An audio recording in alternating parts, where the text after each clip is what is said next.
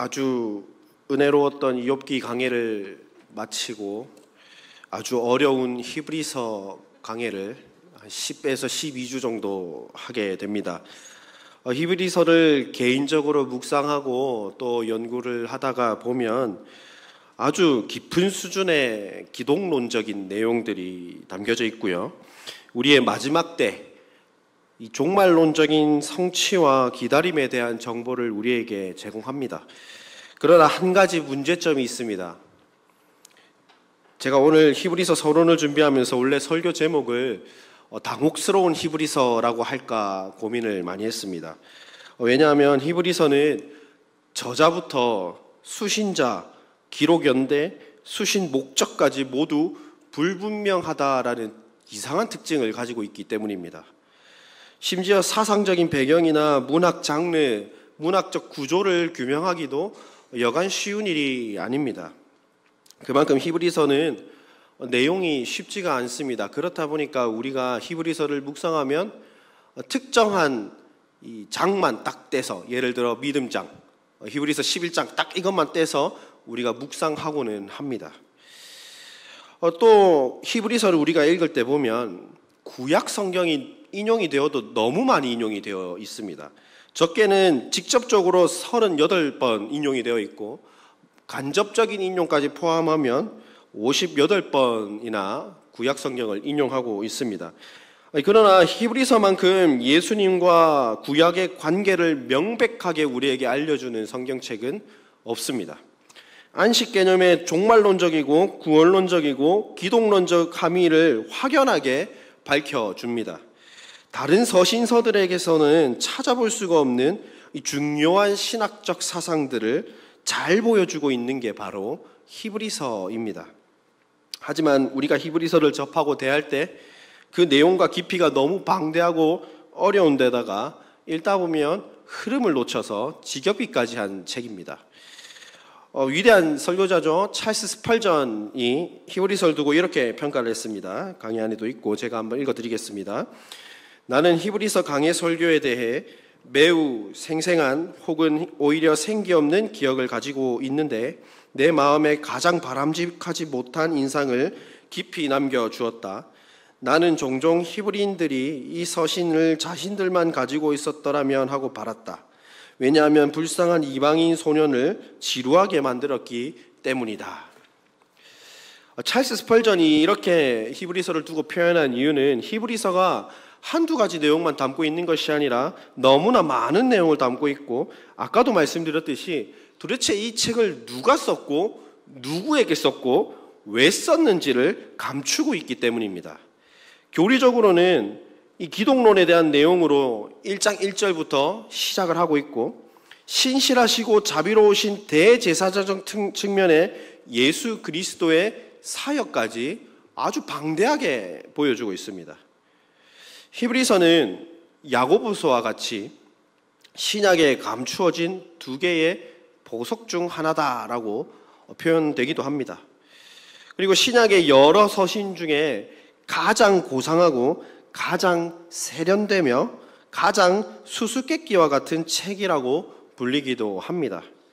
아마도 히브리서에 담긴 대제사장의 사역, 온전한 인성과 온전한 신성을 지닌 분으로 예수 그리스도를 그려내는 모습들, 그리고 죄의 대속적 개념을 제의적 표현에 담아내는 것들을 통해서 그 어느 성경책보다 우리의 구원을 위해 예수 그리스도께서 어떤 일을 하셨는지를 기독론적 관점에서 잘 풀어내고 있습니다. 옛 언약으로 묘사되는 율법과 그 율법의 완성이 되신 새 언약 예수 그리스도와의 관계, 나아가서 성경과 예수를 통한 계시와의 관계를 드러내고 있습니다. 이처럼 온통 예수 그리스도의 사역이 담긴 히브리서 강해가 될 것 같습니다. 이 히브리서 강해를 통해서 주의 성도들에게 하나님의 구원에 대한 온전한 이해와 그리스도께서 우리를 위해 하신 일들을 바르게 알아가는 귀한 시간 되시기를 바랍니다. 먼저 아무리 저자나 목적, 독자가 불분명하다 할지라도 다른 성경과 동일하게 히브리서 역시 왜 썼는지 누가 썼는지, 어디에서 썼는지 알 필요가 있습니다. 먼저 저자에 대해서 한번 좀 알아봤으면 좋겠는데요. 히브리서의 저자는 크게 바울, 바나바, 아볼로, 그리고 마지막으로 하나님만 아신다라는 이러한 네 가지 주장이 있습니다. 먼저 사도 바울은 히브리서를 받아든 초대교회 전통에서는 사도 바울이 히브리서를 저작했다라는 주장이 있습니다. 사실 히브리서의 원래의 제목은 히브리인들에게라고 되어 있습니다. 약 200여 년경에 이 파피루스 사본 가운데 이 표제가 처음 등장하게 됩니다. 특이한 점은 이 사본이 발견된 알렉산드리아의 지역 교회에 이 성경책을 보면 로마서 뒤에 히브리서가 위치한다라는 겁니다. 정경의 위치가 지금 우리가 받아든 성경책과 조금 다르다라는 거고요. 이 로마서 뒤에 위치해 있다 보니까 바울 서신으로 이렇게 묶어서 본 것으로 보입니다. 히브리서가 지닌 권위와 중요성을 보여주는 증거가 되고요. 동시에 바울 서신으로 간주되고 있음을 시사하게 됩니다. 실제로 알렉산드리아 교회의 지도자인 클레멘트는 사도 바울이 히브리서를 히브리어로 작성을 했고 누가가 이를 헬라어로 번역했다라고 보고 있습니다.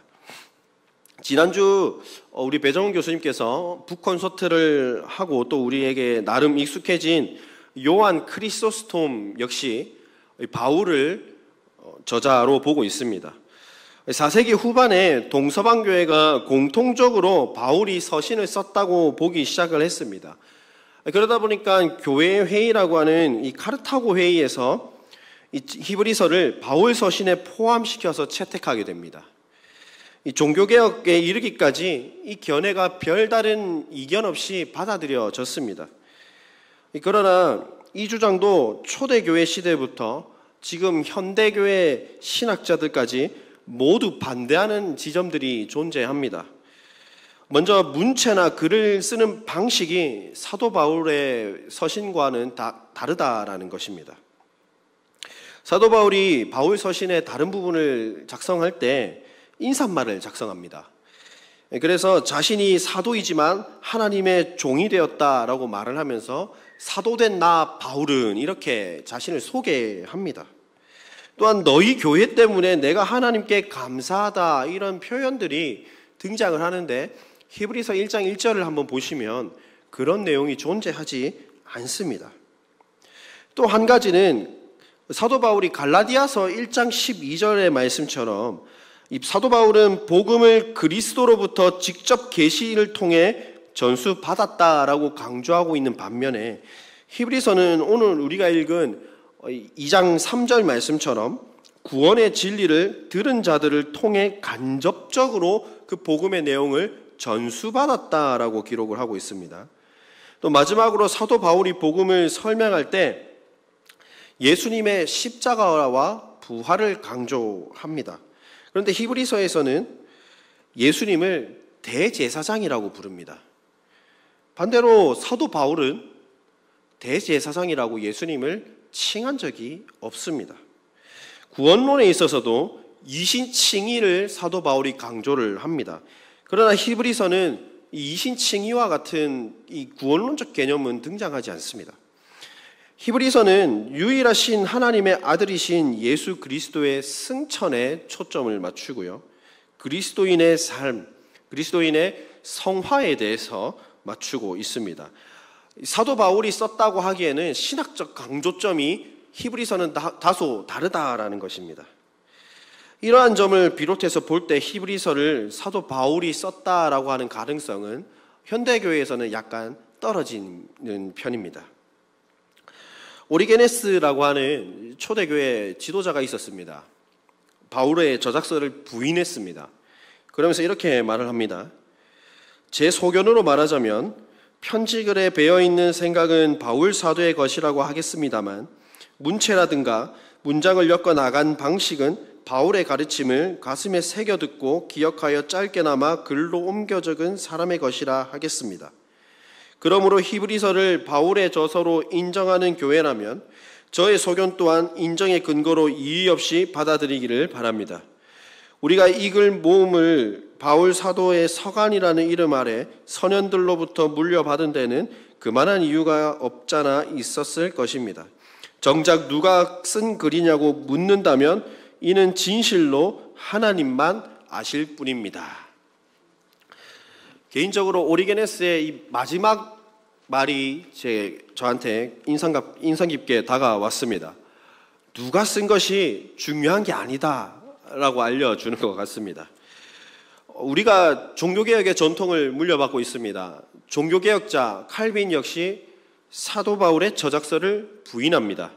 마틴 루터는 사도 바울이 저작했다라는 것은 부정합니다. 그런데 아볼로가 히브리서의 저자일 것이다 라고 말을 합니다. 그리고 삼위일체라는 용어를 처음 사용한 교부 터툴리안은 영지주의에 대항하며 사용한 헬라적 표현들이 담긴 이 히브리서가 바울의 동료였던 바나바가 썼다 이렇게 보기도 합니다. 도대체 누구인지 연약한 인간의 한계로는 도저히 알 수가 없습니다. 현대 신학자들은 오히려 약 1800여 년 전 사람인 이 오리게네스의 입장을 따라서 모른다, 하나님만 아신다라고 말을 합니다. 하나님께서 저자를 밝히지 않은 이유가 있으시겠죠. 하나님께서는 이 히브리서가 누가 썼는지는 중요하지 않기 때문에 하나님의 영감이 이 서신을 적은 사람을 통해 자신을 밝히지 않았으리라 생각을 합니다. 우리가 히브리서의 저자를 도저히 정확하게 알 수 없다라는 것은 적어도 우리가 하나님의 말씀 앞에 그리고 하나님의 말씀의 권위 아래에 겸손할 수 있어야 한다라는 것을 알려줍니다. 오리게네스의 주장처럼 정말 히브리서의 저자는 하나님만 아실 겁니다. 우리는 우리의 한계를 인정해야 됩니다. 우리의 지혜의 한계를 인정하고 하나님의 말씀임을 받아들여야 됩니다. 말씀이 말하지 않은 바 앞에 우리는 겸손해야 됩니다. 굉장히 우리의 신앙에 있어서 중요한 문제입니다. 말씀이 말하고 있지 않은 바를 아무 근거 없이 내 자의적으로 해석하는 것은 굉장히 위험한 행위입니다. 왜냐하면 하나님의 말씀의 제1저자, 원저자는 하나님이시기 때문입니다. 그 말씀을 쓰신 분이 하나님의 영에 의해 사용되었다라는 것을 우리가 믿고 그의 분명한 정체를 두고 논쟁하는 데 힘을 쓰기보다 하나님만 아신다라는 이 고백이 저와 여러분들의 고백이 되어야 하는 것입니다. 하나님께서 감추어 두신 데는 분명한 의도와 목적이 있을 것입니다. 저자를 밝히는 것처럼 수신자를 밝히는 것도 관건입니다. 여간 쉬운 일이 아닙니다. 제목대로 히브리인들에게라는 것도 이 히브리서가 담고 있는 본래적인 의미를 다 담고 있다라고 보기에는 쉬운 일이 아니기 때문입니다. 여러 고대 사본들과 문서들을 통해 현대까지 밝혀진 연구는 이 히브리서가 히브리인들에게 보내어진 서신서라는 것에 일반적으로는 받아들여졌습니다. 그러한 전통은 모든 교회 안에서 그대로 별 이의제기 없이 수용되었으리라 생각을 할 수 있습니다. 오늘날 많은 학자들은 소위 이 히브리인들, 유대인 그리스도인들에 대해 썼을 것이라는 논의가 있습니다. 간단하게 보면 이 대제사장 제도나 제사의식 등 구약적 맥락에서의 언급이 많습니다. 또 오늘 우리가 읽은 2장 1절 말씀을 보시면 교회에 핍박이 있었던 것 같습니다. 그 가운데 기독교 신앙의 순결성을 포기하고 유대교로 타협하거나 다시 유대교로 회귀하려고 하는 유대인 그리스도인들이 있었기 때문에 이 서신을 히브리인들, 유대인 그리스도인들에게 썼다는 것을 추론할 수 있습니다. 특별히 유대인 그리스도인들이 디아스포라에서 많이 퍼졌는데 어디에 있는 유대인 그리스도인들이냐 물어볼 때 히브리서의 여러 정황들을 보고 추측할 수가 있습니다. 우리 히브리서 12장 4절 말씀을 한번 찾아볼까요? 우리 히브리서 12장 4절 말씀. 자, 강의 안에도 있고 우리 성경책 보고 같이 한번 읽어보겠습니다. 시작. 너희가 죄와 싸우되 아직 피 흘리기까지는 대항하지 아니하고. 수신자 공동체 가운데 아직 피 흘린 사람이 없다. 다른 말로 하면 순교자가 아직 나타나지 않았다라는 말씀입니다. 그런데 야고보 사도, 스데반 집사 순교자로 나왔습니다. 예루살렘 교회 공동체에는 적합하지 않습니다. 그렇다면 어디일까요? 히브리서 13장 24절 말씀에 보시면 이달리아에서 온 자들도 너희에게 문안하라라는 그런 말씀이 있습니다. 이 표현이 사도행전 18장 2절에도 동일하게 등장을 합니다. 즉 글라디우스 황제의 칙령으로 로마에서 쫓겨난 사람들을 가리키는 표현들입니다. 다시 말해서 유대인 그리스도인들이 어디에 있는 유대인 그리스도인들이냐라고 한다면 로마에 있는 유대인 그리스도인들이다라고 추론이 가능합니다. 이상의 결론을 볼 때 히브리서 저자가 편지를 받는 수신자들의 상황은 로마에 있는 유대인 그리스도인들인데 그들이 핍박으로 그리스도의 복음을 던져버리고 유대교로 돌아가는 것을 막기 위함에 있다라는 것을 알 수가 있습니다. 그렇다면 초대교회에 1세기부터 3세기까지 줄곧 교회에 박해가 있었습니다. 313년에 공인되기 전까지 계속해서 박해가 있었습니다. 그렇다면 도대체 언제적 박해를 가리키고 있는 걸까요? 이 박해의 연도를 추론하는 것이 히브리서의 저작 연대를 추론하는 데에 아주 중요한 역할을 합니다. 일단 히브리서는 로마의 클레멘트가 작성한 서신에서 히브리서를 인용하고 있습니다. 따라서 이 서신이 언제 작성됐냐면 주후 95년경에 작성이 되었습니다. 95년을 넘기지 못합니다. 95년 이전에 히브리서가 작성되었다는 말씀입니다. 그리고 성전의 파괴 등을 언급하는 말이 없습니다. 예루살렘 성전이 파괴되기 전 그때의 상황으로 보입니다. 그렇게 되면 주후 70년 이전까지 떨어집니다. 히브리서 7장 이후에 보면 희생제사와 제사장 활동이 기록이 되어져 있습니다. 그러나 이를 묘사하는 이 모든 단어의 시제가 옛날 것이 아닙니다. 과거 시제가 아니라 현재입니다. 성경 자체가 주는 힌트는 지금도 제사제도가 일어나고 있다는 겁니다. 한마디로 아직 성전이 남아있다라는 겁니다. 수신지를 로마로 본다면 그리스도인들에 대한 박해 사건을 연관시켜 봐야 됩니다. 제가 대학원에서 초대교회사를 전공하면서 느낀 점은 역사는 주관적인 사실을 보는 게 아니라 객관적인 사실을 봐야 된다는 겁니다. 성경이 기록된 당시의 상황을 교회사적 관점으로 객관적인 시각으로 바라볼 수 있는 실력을 우리 성도님들께서도 갖추어야 된다는 겁니다. 그래야 성경 해석이 자의적으로 가는 것을 막습니다. 어쨌든 수신자들이 있는 로마에 역사적으로 한 3차례 정도 큰 박해가 있었습니다. 아까 말씀드린 대로 사도행전 18장 2절에 브리스길라 아굴라 부부가 쫓겨난 것처럼 주후 49년경 클라우디우스 황제의 박해가 있었습니다. 그리고 우리가 잘 아는 대로 64년경 네로 황제의 대박해 사건이 있었고요. 8, 90년대에 도미티아누스 황제의 박해가 있었습니다. 특별히 네로 황제와 도미티아누스 황제의 박해 때는 엄청나게 많은 그리스도인들이 목숨을 잃었습니다. 순교자가 많이 발생했다라는 뜻입니다.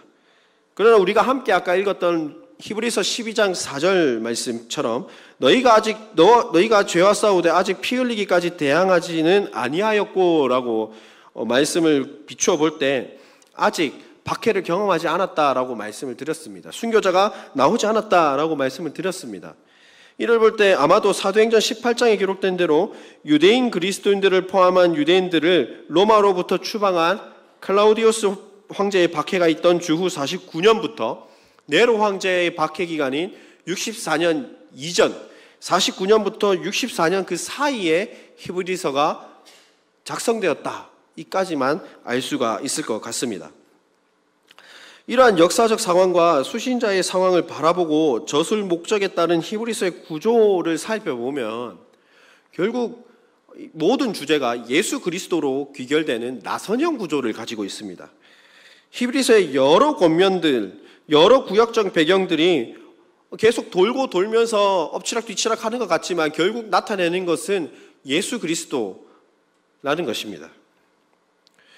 바울 서신처럼 내러티브가 있거나 논리적이거나 시간적 순서에 따라 발전되는 구조가 아닙니다. 하나의 요점으로 계속해서 돌아오는 구조 형태입니다. 히브리서가 신학적인 논점을 가지고 있지 않다 할지라도 히브리서가 기여한 기독론적 논점은 우리가 무시해서는 안 됩니다. 아주 중요합니다. 즉 예수님이 누구인지, 그 예수님께서 도대체 우리를 위해서 무엇을 하셨는지, 또 예수님의 다른 위격들, 성부와 성령과는 어떤 관계가 있는지 히브리서는 잘 나타내고 있습니다. 모든 구약의 율법들을 성취하시고 구약의 모형들, 그림자들보다 우월한 그리스도이심을 우리가 어디에서 알 수 있냐면 히브리서 말씀을 통해서 알 수가 있습니다. 이것들을 믿어 의심치 말라라는 말씀을 나타내고 있는 것입니다. 그래서 내용상 이 위대하고 구속을 위해 오신 예수님을 떠나지 말라라는 권면적 설교가 히브리서가 가진 문학적인 장치입니다. 히브리서 저자가 이러한 구조적 특징을 가지고 히브리서를 받아든 독자들에게 어떤 목적을 전하고 싶었을까요? 고려신학대학원 최승락 교수님은 히브리서를 받아든 독자들에게 크게 세 가지 안팎의 어려움이 있었다라고 진술을 합니다. 첫 번째는 말씀에 따른 수동적 위험입니다. 복음을 등한히 여기거나 복음의 둔함 같은 것들입니다. 둘째는 능동적인 위험입니다.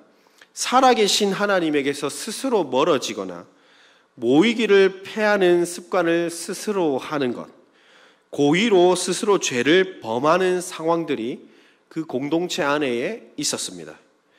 마지막으로 외부적 위험인데 이것이 히브리서 10장 32절 이하에 있던 외부적인 박해를 가리킵니다. 결국 히브리서를 받아둔 독자들의 상황은 교회 안팎으로 여러 어려움들이 있었고 그 어려움은 신앙에 직격탄을 가했습니다. 배교의 위험성이 유대인 그리스도인들 공동체에 늘 도사렸고 그들에게 전파된 믿는 바의 도리이신 예수 그리스도로부터 멀어지게 만드는 요소가 되었습니다. 그래서 히브리서 저자가 언급한 저술 목적은 이러한 어려움들과 위험들 앞에 있지만 유대인 그리스도인들에게, 성도들에게 뒤로 물러나지 말고 믿음의 인내로 끝까지 담대함으로 믿음을 지켜라 라는 것을 권면하기 위함에 그 목적이 있습니다. 사랑하는 성도 여러분, 우리 시대에는 네로 황제와 같은 핍박이 존재하지 않습니다. 예수님 믿는다 해서 대한민국에서 쫓겨나지 않습니다. 정말 드문 경우를 제외하고 나서는 내가 그리스도를 믿는다고 신앙 고백하는 것이 문제가 되어서 추방당한다거나 쫓겨나야 한다거나 그런 경우는 사실 정말 드뭅니다. 그렇다고 해서 이 시대와 성경이 기록된 시대와 그 상황이 다르다고 해서 우리가 공감을 못할 것은 또 아닙니다. 히브리서가 주는, 오늘날 우리에게 주는 핵심 요지는 확실하고 분명합니다. 우리에게도 여전히 내외부적으로 다른 모양으로 핍박이 존재하고 사탄의 공격이 도살입니다. 그렇게 우리가 이미 듣고 배우고 눈으로 본 바 신앙 고백을 위해 든든히 서서 흔들리지 말고 믿는 바를 분명히 하라는 것입니다. 아무리 온갖 유혹과 박해가 있다 할지라도 진리 대신 예수 그리스도를 믿는 것에서 떠나지 말라는 것입니다. 매년 대속죄일에 죽을까 염려하면서 백성들의 죄를 짊어지고 지성소로 들어가던 그 연약함이 있던 대제사장보다 단번에 대속죄일을 완성하시고 율법을 완성하신 더 좋은 언약의 중보자인 예수 그리스도를 기억하라는 것입니다. 기독교 역사상 우리 믿음의 선진들이 얼마나 많은 박해를 당했습니까? 그럼에도 교회는 망하지 않았습니다. 더 성장했어요.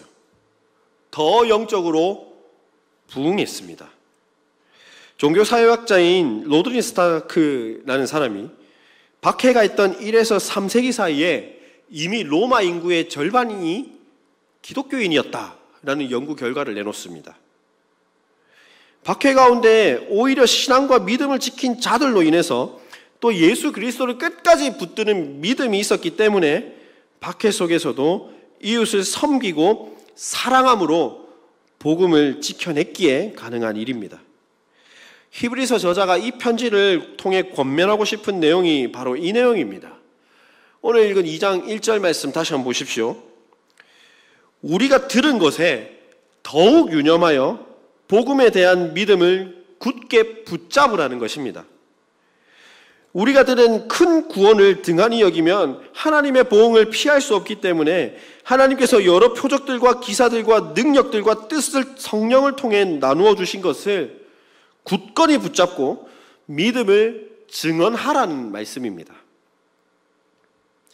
새로운 지도자, 새로운 가르침, 새로운 제도가 그리스도인들에게 필요한 것이 아니라 예수 그리스도를 바르게 깨닫고 예수 그리스도께서 가르치신 복음을 온전히 몸에 받아들이는 것, 그것이 필요하다라는 것입니다. 우리가 앞으로 다룰 히브리서를 통해 참으로 하나님께서 창조의 대행자요 하나님의 아들로 오신 참 인간이신 예수 그리스도를 기억하고 우리를 위해 친히 속죄제물이 되신 예수 그리스도의 구원 사역을 기억해야만 합니다. 히브리서를 읽을 때 예수 그리스도의 구원 사역, 이것을 꼭 기억하고 읽어야 합니다. 결국 교회는 예수 그리스도의 이 구원 사역으로 말미암아 하나 되어야 함을 알려주고 친히 이 구원의 은혜를 서로에게 나누어 줘야 함을 알려줍니다. 또한 종말론적인 약속을 기억하여 말씀을 통해서 하나님의 목적을 이루신 그리스도의 완성된 사역을 기다리고 갈망해야 한다라는 사실도 우리에게 알려주는 것입니다. 예수님께서 십자가의 단번에 성취하신 것을 통해 그분을 믿고 순종하며 끝까지 굳게 잡는 모든 자들에게 구원의 효력이 주님 오실 그날까지 우리에게 이어진다라는 것을 히브리서가 보여줍니다. 주님 오실 그날까지 우리 구원의 완성을 향해 끝까지 인내하며 달려나가도록 종말론적인 사명을 저와 여러분이 부여받은 특별한 존재라는 것을 알려주는 말씀입니다. 히브리서는 결코 지겹거나 어렵기만 한 책이 아닙니다. 모든 시련과 시대적인 도전을 맞서 끝까지 견디고 인내하여 마침내 승리하는 자들이 되도록 권면하는 것이 바로 히브리서 저자가 기록한 목적입니다. 그렇다면 오늘을 살아가는 우리에게 히브리서는 어떤 의미를 줄 수 있을까요? 첫째는 우리의 시선을 그리스도의 구속사역의 유일성으로 돌린다라는 것입니다. 우리가 히브리서의 가르침을 읽다 보면 소위 우리도 모르게 믿음에 대해서만 강조할 가능성이 높습니다. 믿음 중요합니다. 그렇지만 이렇게 한 주제만 가지고 피상적으로 성경을 바라본다면 그 주제들이 마치 시대에 뒤떨어진 것처럼 보입니다. 이 시대에는 종교적인 핍박이 그 당시 종교적 핍박과 모습이 다른 형태로 나타나고 있습니다. 그 시대와 우리 시대를 접목하고 이렇게 적용해 본다는 게 결코 쉬운 일이 아닙니다. 때로는 이 말씀이 도대체 나랑 무슨 관계가 있는가 하는 문제까지 도달하게 됩니다. 그런데 히브리서는 2000여 년 전에 있었던 예수 그리스도의 십자가 사건을 통해 구약의 율법을 완성하신 분이 누구인지, 또 그분이 완성을 어떻게 하셨는지, 왜 십자가에 달려 죽으셨는지를 알려줍니다. 예수의 십자가와 죽으심이 나와 전혀 관련이 없는 사건이 아니라는 것을 명백하게 보여줍니다. 대표적으로 히브리서 9장 22절은 이렇게 고백을 하고 있습니다. 율법을 따라 거의 모든 물건이 피로써 정결하게 되나니 피 흘림이 없은즉 사함이 없느니라. 조금 앞에 9장 11절부터 15절에서도 이렇게 고백을 하고 있습니다. 구약에 완전하지 못한 대제사장의 제사와 화목제물들의 피 흘림으로 우리의 속죄를 이루셨듯이 더 좋은 화목제물이 되시고 더 좋은 중보자 되신 분이 이 자신의 육체를 내어주셔서 우리를 깨끗하게 하고 있다. 이렇게 표현을 하고 있습니다. 그렇기에 하물며 영원하신 성령으로 말미암아 흠없는 자기를 하나님께 드린 그리스도의 피가 어찌 너희 양심을 죽은 행실에서 깨끗하게 하고 살아계신 하나님을 섬기게 하지 못하게 하겠느냐. 이로 말미암아 그는 새 언약의 중보자이시니 이는 첫 언약 때에 범한 죄에서 속량하려고 죽으사 부르심을 입은 자로 하여금 영원한 기업의 약속을 얻게 하려 하셨다라고까지 말씀하고 있습니다. 즉 예수님께서 이 땅에 인간의 몸을 입고 오신 이유는 저와 여러분 때문입니다. 우리를 죄로부터 속량하셔서 죄사함을 선포하시기 위해 죄가 없으신 분께서 피 흘리시기까지 십자가를 지셨다라는 말씀입니다. 그렇기 때문에 그리스도의 피 흘리심은 저와 여러분과 결코 무관한 것이 아닙니다. 다음 주에 다룰 1장부터 그리스도의 죽음으로 인간의 죄를 깨끗하게 하셨다라는 논지로 히브리서 기자는 히브리서를 시작하고 있습니다. 그리스도의 구속 사역만이 우리의 죄의 문제, 구원의 문제를 해결하기 위한 유일한 방법이라는 말씀입니다. 죽음을 이기시고 죄책감에 짓눌린 택자들에게 용서와 소망의 메시지를 전함으로 인간 대제사장의 한계를 이겨내고 예수 대제사장의 사역의 탁월성을 드러냅니다. 그렇게 함으로 우리의 구원이 불안한 것이 아니게 됩니다. 우리의 구원이 유일하시고 우리의 구원을 위해 필수적인 예수 그리스도의 피 흘리심을 통해 우리의 구원이 더 완전해지고 우리의 불안감 가운데 해방되는 은혜가 있다라는 것을 보여줍니다.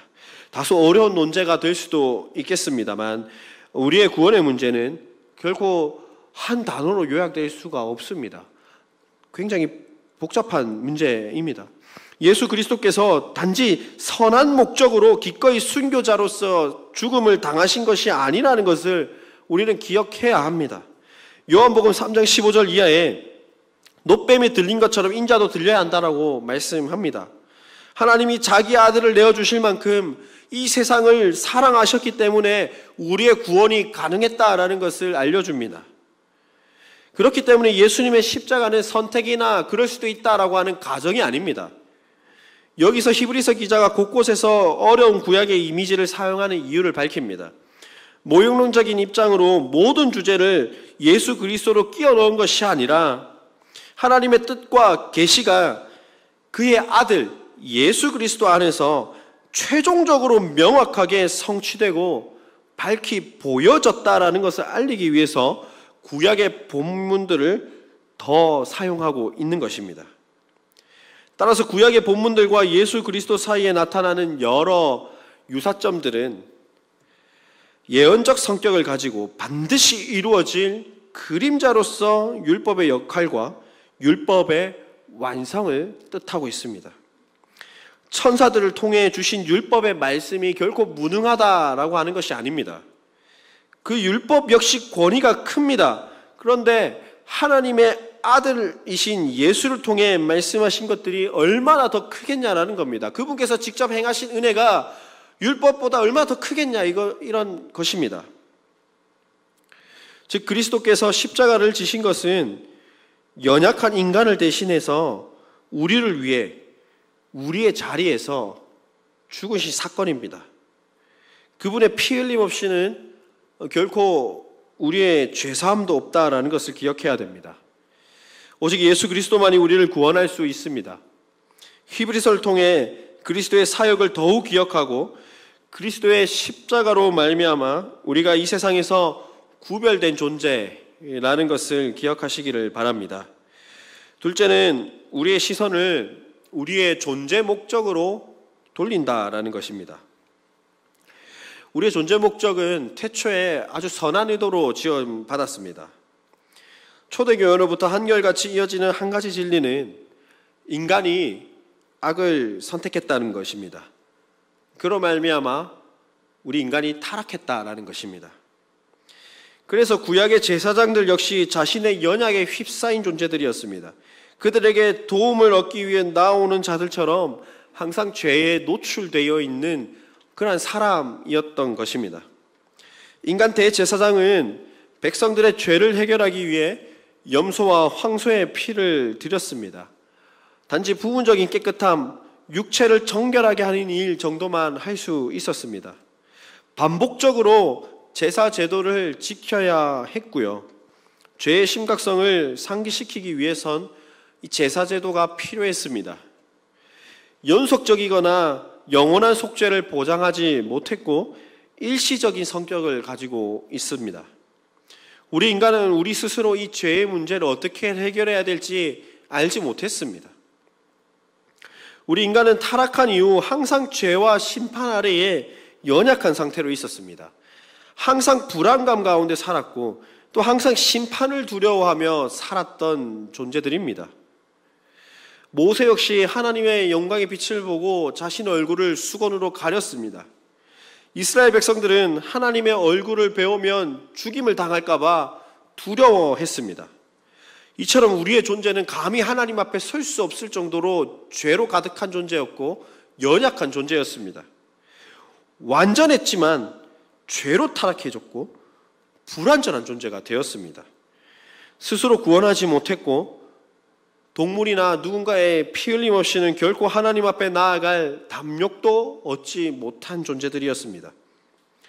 그러나 우리를 위해 예수 그리스도가 이 땅에 육신을 입고 나셨습니다. 고대 문화권에서는 신은 인간을 자신의 일을 대신해주는 자들이거나 소위 장난감, 종에 불과했던 존재들이었습니다. 신이신 하나님이 인간의 몸을 입고 인간을 위해 오셨다라는 것은 가히 신비한 이야기가 아닐 수 없습니다. 그만큼 하나님께 우리 인간은 특별한 존재였습니다. 존귀한 존재였다라는 말씀입니다. 그러나 히브리서는 마찬가지로 죄로 타락한 인간 제사장의 한계와 대조적인 장면들을 생생하게 보여줍니다. 이를 통해 그리스도의 사역에 대한 풍성함을 가르치고 우리 존재 목적을 분명히 하고 있습니다. 우리는 연약하다는 것입니다. 그러나 대제사장은 영원히 갈라지지 않습니다. 예수 대제사장은 죄가 없으셨고 예수 대제사장은 동물의 피가 아니라 자기 자신을 단번에 드리셨습니다. 자기 자신을 친히 드림을 통해 우리의 죄를 제거해 주시고 단번에 친히 속죄 제물이 되셨음을 밝히며 예수 대제사장의 사역의 탁월성을 보여줍니다. 그래서 우리 죄를 위해 우리의 본래 존재 목적 회복을 위해 구속의 유일한 제물이신 예수 그리스도께서 우리에게 필요하다라는 사실을 알려줍니다.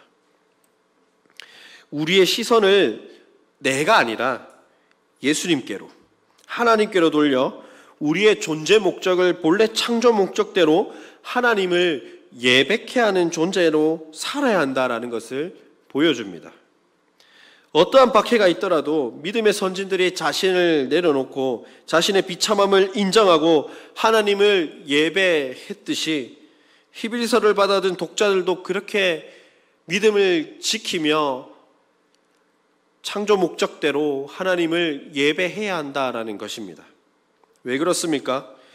그리스도께서 죄 없는 자기 몸을 십자가에 들여서 우리는 이 세상에서 하나님의 일을 위해 구별됨을 받은 자들이기 때문입니다. 그래서 우리는 더 이상 하나님과 분리된 존재가 아니라 하나님의 보좌 앞에 담대히 나아갈 담력을 얻은 자들이 되었습니다. 우리의 존재 목적을 따라 재창조된 우리는 인간 이기적인 성품의 지배를 받지 않습니다. 그리스도 안에서 우리의 삶은 그분이 쓰시도록 다시 재창조된 존재가 되었고, 우리는 세상이 아닌 그리스도와 함께 하늘에 이미 안침받은 존재들이 되었습니다. 율법의 종노릇하던 인간을 위해 예수께서 오셨습니다. 우리 스스로 할 수 없는 일들을 위해 하나님의 은혜로 온전한 인간이 되셔서 오신 예수 그리스도입니다. 히브리서 기자는 우리가 그분처럼 되기 위해 예수께서도 우리처럼 되셨다라고 밝힙니다. 하나님의 자녀로서 그분께 속했습니다. 그분과 동일시하셨고, 예수님께서 친히 우리의 맏형이 되시고, 예수님께서 친히 우리를 형제 자매라고 불러주십니다. 이미 우리는 영광 중에 임한 자들입니다. 예수님께서 우리를 존재케 했다면 우리의 존재 목적은 예수 그리스도입니다. 예수 그리스도로 살게 된 자의 특징은 나를 위해 살지 않습니다. 오직 내 안에 계신 예수를 위해 살고 먹고 마시든지 무엇을 하든지 다 하나님의 영광을 위해 살게 됩니다. 여러분의 존재 목적은 무엇입니까? 원하고 바라옵기는 죽음을 두려워하고 종노릇하던 나의 죄된 모습 속에서 단번에 자신을 희생제사로 드려 나를 속량하신 예수 그리스도를 믿고 그분을 나의 주인으로 영접하여 나의 유일하고 참된 소망, 나의 존재의 목적, 존재의 이유가 됨을 고백하시는 저와 여러분의 복된 삶 되시기를 바랍니다. 마지막으로 우리의 시선을 종말론적인 시각으로 돌린다라는 것입니다. 모든 사람은 어떤 수단을 활용해서든 죽음의 현실을 피하려고 합니다. 내 몸에 위협이 가해지거나 극심한 고통이 찾아오는 아픔들이 있을 때 우리는 그 상황들을 어떻게든 피하려고 합니다. 옛말에 회자 정리, 만남이 있으면 이별이 있고 생자 필멸, 살아있는 모든 것은 반드시 멸한다라는 말이 있습니다. 약간 불교적 용어라 사용하기가 조심스럽지만 태어난 모든 존재는 그 누구나 죽음을 향해 한 걸음 한 걸음 걸어간다라는 것입니다. 탄생과 동시에 죽음을 향해 달려가는, 마지막을 향해 달려가는 존재가 바로 우리 인간이라는 것입니다. 히브리서 기자는 2장 14절과 15절에서 죽음은 피할 수 없는 현실이라고 말합니다. 죽음의 두려움에 노예로 붙들린 그 인간의 모습들을 지적하고 있습니다. 그래서 예수 그리스도가 오셨다라는 것을 밝히고 있습니다. 예수님은 2000년 전에 단순히 한 인간으로 온 분이 아닙니다. 한 아기로 단순히 태어나신 분이 아닙니다. 죽음의 종로를 타고 있는 인간의 연약함과 비참함을 동참하기 위해 죽음에 자신을 드러내신 것입니다. 히브리서 4장 15절 말씀입니다. 우리에게 있는 대제사장은 우리의 연약함을 동정하지 못하실 이가 아니요 모든 일에 우리와 똑같이 시험을 받으시니로되 죄는 없으시니라. 우리와 똑같은 몸을 입으셨습니다. 우리의 연약함을 동정하시는 분이십니다. 하지만 예수님은 죄가 없으십니다. 히브리서 기자는 분명히 우리를 위한 대제사장 예수 그리스도의 구원 사역에 대해서 우리에게 알려주고 있습니다. 동시에 구원이 과거에 일어난 일에 국한되거나 갇혀 있는 것이 아님도 알려주고 있습니다. 계속적인 진행 과정 속에 있고 우리를 위해 마침내 마지막 날 구원을 성취하실 미래적 측면, 종말론적 측면도 강조하고 있습니다. 즉 히브리서에 나타난 모든 예표론적 모형들, 구약의 모든 모형론들이 예수 그리스도를 궁극적으로 가리키고 있고 거기서 절정을 이루고 있습니다. 구약의 율법들이 예수 그리스도로 완성되었습니다. 종말론적 약속들이 예수 그리스도를 통해 이미 성취되었습니다. 하지만 이 성취가 완결된 것은 아닙니다. 주님 오실 때 이것은 완성될 것입니다. 신자들은 구원을 받았으면서 또한 장차 구원을 받게 될 것입니다. 우리의 구원을 시작하신 분께서 마침내 종말의 때에 우리의 구원을 완성하실 것입니다. 둘 중 어느 것도 유보되거나 거부되지 않습니다. 예수 그리스도로 말미암아 미래의 종말의 시간이 현재 우리의 삶 가운데, 우리의 시간 가운데 침투하였기 때문에 이미와 아직이라는 종말론적 개념, 그 시간을 우리가 살아가고 있습니다. 즉 하나님의 종말론적 약속들이 예수 그리스도를 통해 이미 시작되었지만 아직 완성되지 않았다라는 종말론적 긴장을 히브리서는 곳곳에서 보여주게 됩니다. 그렇다면 우리는 이 종말론적 삶을 어떻게 살아야 되겠습니까? 이미 그리스도 안에서 실현된 약속을 붙들고 말씀에 순종함으로 거룩한 삶을 추구해야 합니다. 주님 다시 오실 그날까지 이 일을 행해야 합니다. 우리는 그 완성을 향하여 끝까지 인내하며 주님 오실 그날을 고대하며 달려가야 합니다. 그리스도의 가르침을 따라 주님 오실 그날까지 나를 부인하고 자기 십자가를 지고 주를 따라가야 합니다. 우리가 십자가로 구원받고 하나님께 영광 돌리며 예배 드리는 그리스도인이라고 하는 것은 반드시 종말론적인 삶을 살아야 한다는 것입니다. 그렇게 산다는 것은 나의 연약함을 인정하고 예수 그리스도께서 나를 위하여 죽으셨던 것처럼 나 역시도 남을 섬기고 그 속에서 하나님의 뜻을 발견해야 하는 것입니다. 장차 모든 것을 이루실 하나님을 믿음으로 장차 우리에게 올 영구한 하나님의 도성, 참된 안식 속에 사는 것을 바라보는 삶이어야 합니다. 그분이 우리의 연약함을 동정하시기 위해 이 땅에 오셔서 모든 율법을 완성하셨고 우리에게 영구한 도성 하나님 나라를 친히 보여주셨습니다. 그분께서 우리의 구원을 시작하셨고 그분께서 지금도 우리의 구원을 진행해 가고 계시고 그분께서 마침내 주님 다시 오실 그날에 우리의 구원을 완성하실 것이라는 것을 믿으시기 바랍니다. 말씀 맺도록 하겠습니다. 사랑하는 성도 여러분, 히브리서는 우리의 존재 목적을 발견케 합니다. 우리의 참 소망 되신 예수 그리스도를 바라보게 합니다. 이미 우리의 영혼이 하나님의 도성에 들려가 있음을 믿게 합니다. 마침내 주님 오실 때에 우리 하나님과 그 도성 속에서 즐거운 교제를 누리게 될 것입니다. 그분만이 우리를 그렇게 할 수 있도록 우리를 죄와 사망 가운데서 건져주심을 기억하시기 바랍니다. 온전한 대제사장, 완전한 대제사장, 말씀이신 대제사장, 생명 되신 대제사장, 예수 그리스도를 온전히 바라보시기를 바랍니다.